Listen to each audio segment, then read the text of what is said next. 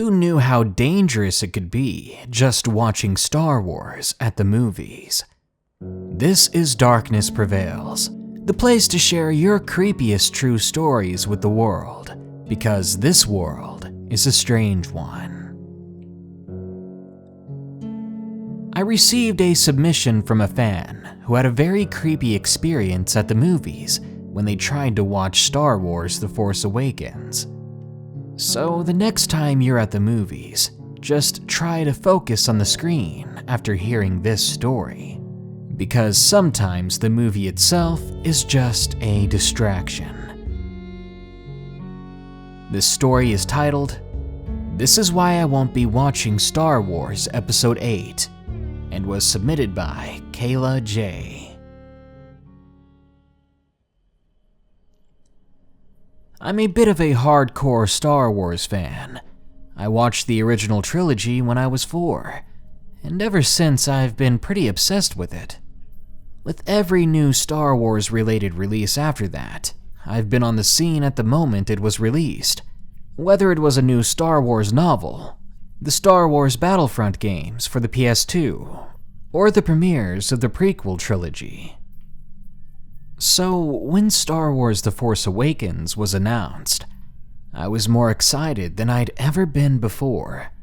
As the movie drew closer to its opening night, I was ready to pounce onto my ticket to claim my seat at the theater. I read each and every bit and byte of news articles related to the movies, and I watched countless theories of what the movie might be about on YouTube. When the time came, I ended up not being able to get a ticket and had to scalp one from a friend of mine who had broken up with his girlfriend and wasn't able to use the tickets like he had wanted to. So I bought one from him, and seeing how he had doubled the price, maybe he wasn't as much of a friend as I thought, but I didn't mind. I was going to see the newest Star Wars film.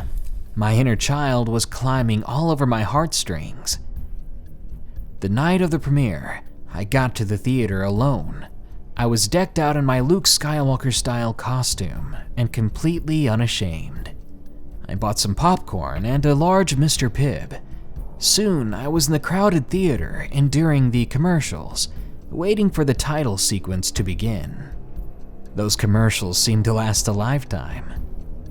Keep in mind, the entire time I was in the theater, I was so focused on this movie, on just getting to my seat and trying not to freak out with excitement, that I paid absolutely no attention to the people around me. So, I didn't see the person who had sat down right next to me. I didn't see that it was a middle-aged, overweight man. And I didn't see that he wasn't watching the film. Instead, he was watching me. That I would soon find out. About 15 minutes into the movie, I believe it was the scene where we were introduced to Rey, I felt something warm and greasy cover my mouth, and before I could scream, there was something cold and hard on my thigh. It was a blade, and what was covering my mouth was this man's hand. It was then that I saw the chubby man next to me for the first time. He stared at me through glasses and long, curly, and messy hair. He smiled and breathed heavily and eerily, causing his greasy hair to wobble back and forth in front of his mouth, which hung open far too wide. Just that sight of him was enough to freak me out. The way his skin glimmered with oils, he was covered in acne scars, and his glasses were taped on one side, where they had apparently been broken. I tell you this because I will never forget his face. For as long as I live, these little details I will never forget. As I breathed in hard, ready to scream for help at the very top of my lungs, his hand left my mouth, and he put a finger on his lips, shushing me, then pressed the blade into my leg even further. This hurt quite a bit. The thing was sharper than it looked. He made it clear to me, without saying a word, that I might not make it out of there alive if I made any sort of noise. I was at the mercy of this psychotic man. My mind began to reel and race. What did he want with me? Why was he doing this? He suddenly lowered his free hand down to his jeans. He pulled out a flat black square. It was his phone. He turned it on and began to point it at me while tapping at the screen. I think he started filming me. This man was insane. He must have had his brightness all the way down, because I can recall praying in my head that someone would see his phone and then see what he was doing to me. But no one even bothered. I was surrounded by 100 different people in a crowded room, yet no one even knew what was going on. That thought greatly disturbed me, and even now it doesn't leave my mind. And then I had another thought. What did he have to gain from filming me like that? What was he going to do with the recording?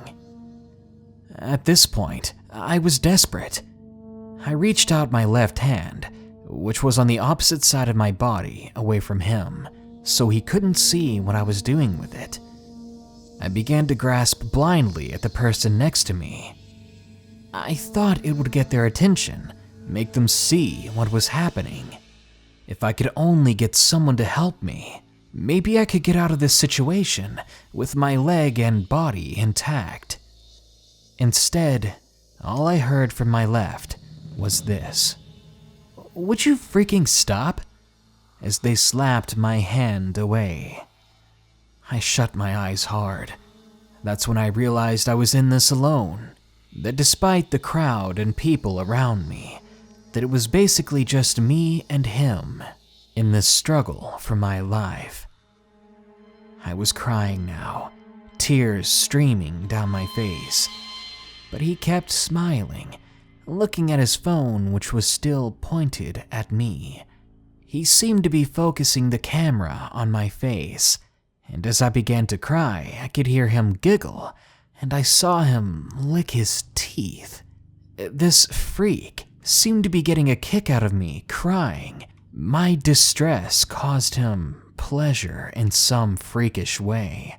I never even imagined that people like this existed outside of movies and scary stories, and I never once thought that I would be the victim of someone like this. After about a minute of him filming me like that, he slowly put his phone away, then leaned over to my ear, and he whispered something to me. "If you say a single word, I'll put this knife through your throat." And with that, he got up and walked out of the theater. No one even cared to look at him. He just got away with it, walking out of the theater after threatening my life and filming me. And I was left there in my seat, and all I could do was choke and gasp for air. Eventually, I was crying so hysterically that I had to be escorted out of the theater. I had to leave, but I wasn't about to walk to my car alone, so I begged and begged for someone to walk me out there. But all in all, I never told anyone at the theater what had happened to me, why I was breaking down like that. And yes, I did file a police report, but nothing ever came of it. The man was never arrested, never found, and now I haven't been back to the movies ever since. Star Wars 8 comes out in a couple of weeks, and here I am sharing a story that brings tears to my eyes even still.